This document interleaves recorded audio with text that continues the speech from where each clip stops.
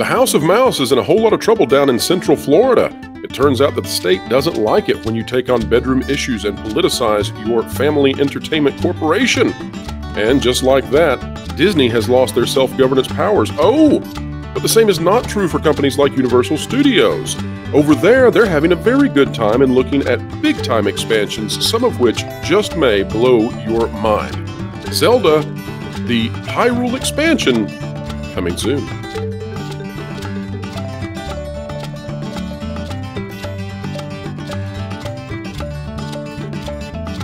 Explaining entertainment, keeping you ahead of the culture curve. It's what we do each and every day, right here on the WDW Pro Channel. We're so glad you're here with us.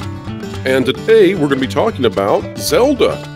It turns out that the Marvel movie is doing so well that now the Nintendo Cinematic Universe is beginning to blossom before our eyes, not just in terms of movies and cinematic releases, perhaps streaming also ahead, but no, it goes much, much farther. In this case, we're talking about theme parks, specifically Universal Studios in Florida. Now, we're going to be reading from an article from My Nintendo News. As we do, let me remind everybody out there that this is a topic selected by members of the channel. And that's one of the things that we give to our members, is that they are able to vote on topics and give suggestions. We like to put them in the driver's seat, and I'm so happy that they have elected to have us cover this today. It could not be more better timed. Lost Continent at Universal Orlando's Islands of Adventure will close in May, possibly for Zelda-themed attraction. This out of My Nintendo News. This by Sicker. Well, that's an interesting name. Universal Orlando is currently in the process of closing the Lost Continent-themed attraction area at the expansive theme park. The park has announced today that the last ride of Lost Continent attraction is closing along with Poseidon's Fury at Universal Orlando's Islands of Adventure. There have been rumors since the announcement of Super Nintendo World that Universal Orlando and Nintendo were considering retheming the Lost Continent to the lands of Hyrule. Sources previously reported that one of the Zelda-themed attractions is a ride with floating bleachers that rotate around, watching Link in the center, which is based on the classic The Legend of Zelda: Ocarina of Time. Now, I don't know exactly how truthful some of these attraction ideas are or whether or not they're being considered, but I can tell you that originally the world of Zelda, that is Hyrule, was being looked at for Epic Universe. However, Universal Studios decided to go with How to Train Your Dragon. The other thing that's going on with How to Train Your Dragon is that they are moving it into a live-action remake, reboot, and that's not for the typical reasons that we see out of Disney, but rather, in the case of How to Train Your Dragon, they're doing that to differentiate it from Zelda, which is another sword and sorcery franchise, as the Nintendo Cinematic Universe is CGI. So they want to move How to Train Your Dragon into live action. Now, in terms of what they're doing in Epic Universe, they've selected to go with How to Train Your Dragon there. And now it appears that they're going to be putting Zelda's Hyrule into Islands of Adventure. Now, that's pretty amazing. And it's pretty amazing because of the area they have selected. I'd like to show this to you. Now, we are in rumor territory here, folks. This is not confirmed, and we don't know exactly how everything will play out. But I've heard a lot of people saying, well, you know, over at Universal Studios Islands of Adventure, there's just not enough land over there in the Lost Continent. And I want to tell you that's completely wrong. So let's take a look at why that is wrong. Now, if we look at Islands of Adventure as a whole, you can see that this is the area. Of course, Universal Studios itself proper is up here to the north. But here is the island. We've got the Hulk coaster over here. We've got Dr. Seuss's Landing here. And then we've got the Lost Continent. And so this is that area that would be potentially transformed into Zelda. Also, one of the greatest restaurants in the theme parks for Universal Studios right here in this area. So we hope they maintain that, although under a different name. Although you can see based on this area right here, this would be very easy. Poseidon's Fury would be very easy to transform into a temple setting for the Zelda Hyrule area. So not too hard to transform this. But we've also got this area over here, of course. And here's the thing that people don't realize. So let's take a look at Dr. Seuss's Landing. You can see the area that inhabits, and then you can see the area that the Lost Continent inhabits, and you can see they're relatively the same size. We can also see, and this is still back from when there was construction going on with Hagrid, so you can see the Wizarding World of Harry Potter. It is about the same size as well, although it does have quite the show building for the Forbidden Journey. But you've got about the same space. However, there's actually a lot, and I mean a lot more space, because if we go past here, you can see that there's an entire parking lot up here that is next to Universal Studios proper, And we have some backstage buildings that can be relocated and moved. The track for the Hogwarts Express right here, taking you between the two parks, would be sitting adjacent to this expansion pad that they could use. But that is a huge expansion that could be used for the Zelda Hyrule area, and potentially could mean that the Zelda Hyrule area would be big enough that it would be the largest area in all of Islands of Adventure. That's big. Not only that, but if they really want to go crazy, they could even connect the two parks with Hyrule and have it be a land that connects both. That would be nuts. And we think that this is actually happening. Now, not connecting the two parks, we don't know about that, but we think that Hyrule is absolutely happening. Now, if you want to know why, consider that Nintendo World over in Japan and now in Hollywood, it is doing so well that they can't keep the merchandise on the shelves. It's doing so good that they're already beginning to prepare expansion over in California, even despite the fact that it takes tons of money to expand it there because of how hard that is to do. It's not like in Florida where they have lots of land. Over in California, they're really tight, and so expanding is costly. But here in Florida, tons and tons and tons of land. If you look at all of this, all the way back to the parking lot yet again, and we think it's happening. By the way, folks, I haven't talked lately about Universal Studios Europe, but I will tell you that I'm hearing more and more. It is coming. It continues to be coming, and so be watching for that. We'll have videos coming out soon. Now, at the same time that we're having Universal Studios expanding so much, things are not going so well for the Walt Disney Company and Walt Disney World. In fact, just coming out today, an article I did, Disney World's self-governance ends as board votes to nullify. I cannot tell you the level of my disappointment in Disney. I thought so much better of them.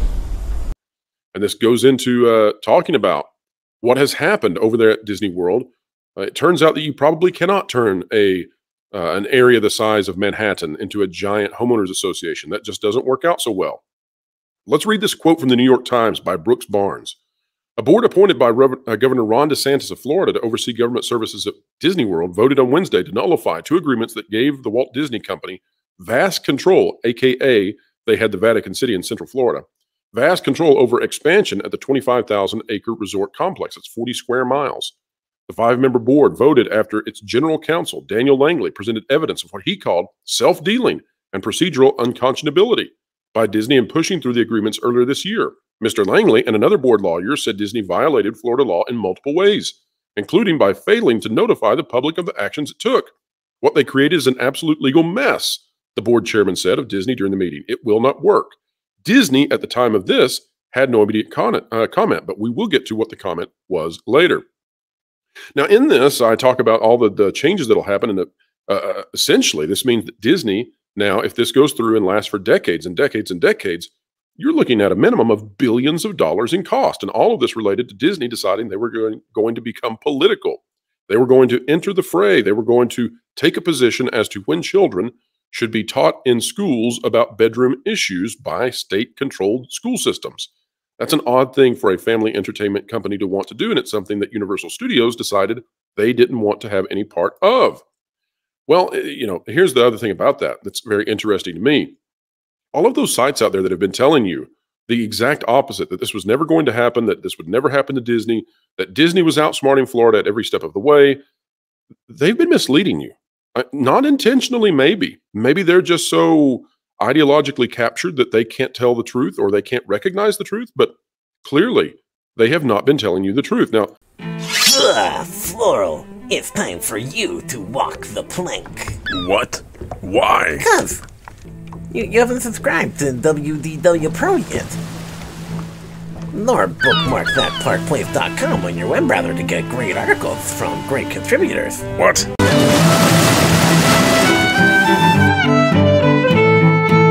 let's take a look at the New York Times. This coming out just minutes before I began recording this. And yes, Disney has decided they're going to sue DeSantis over control of its Florida resort. The company claimed a targeted campaign of government retaliation, which it stemmed from its criticism of a contentious education law. This again by Brooks Barnes, the same person we just did the quote from. However, let me say this. In my opinion, and I'm not an attorney, but I do speak with Florida attorneys on a regular basis. We do have legal counsel for that Park Place with an attorney who is accredited in the state of Florida. And so we seek high-level expertise in this. I think that Disney, what they're doing is tremendously dumb. And I'll explain in just a moment, but let me say this too. For those of you out there who think, oh, Disney's legal team is just so much better and vastly superior, you know, they've been farming this out to third parties. And those third parties so far have not proven themselves to be all that adept. When you take a look at the fact that they failed to mail out the notification to landowners in Walt Disney World before making this this huge decision with the Reedy Creek Improvement District, one of its final decisions, that is a huge faux pas. Likely nullifies everything they did. And if you had competency, that would not occur. So why do I think that what Disney is doing is really dumb? Well, this strategy they've taken, claiming that they are the target of government retaliation, is just ridiculous. It's stupid, and it puts them in a position they shouldn't want to be in. How so? Well, consider this. They're not supposed to be the same as the Reedy Creek Improvement District, and that's what has been retaliated against, supposedly. That's the entity which was dissolved by the state of Florida. So if Disney is not that, and they should not be, because that opens them up to serious issues way bigger than what they are under now, if you can believe it. Well, if they're not the same, then they probably don't have standing here. So this is a very odd way of trying to stop this, and likely only really comes about because Disney is trying to slow walk this, get it into the courts, but have this take long enough that perhaps DeSantis won't be there by the time decisions are made, and perhaps the next state legislature, next state governor will take it easy on Disney and continue to look the other way. I'm not sure that's a good play, though. Again, by Brooks Barnes, this coming out at noon. The fight between Governor Ron DeSantis of Florida and the Walt Disney Company is headed to court. By the way, it's exactly what I said would happen in the That Park Place article, which was prognosticating that this would occur even before it did. I know the House of Mouse, and I also said it was a bad decision if they chose to do so.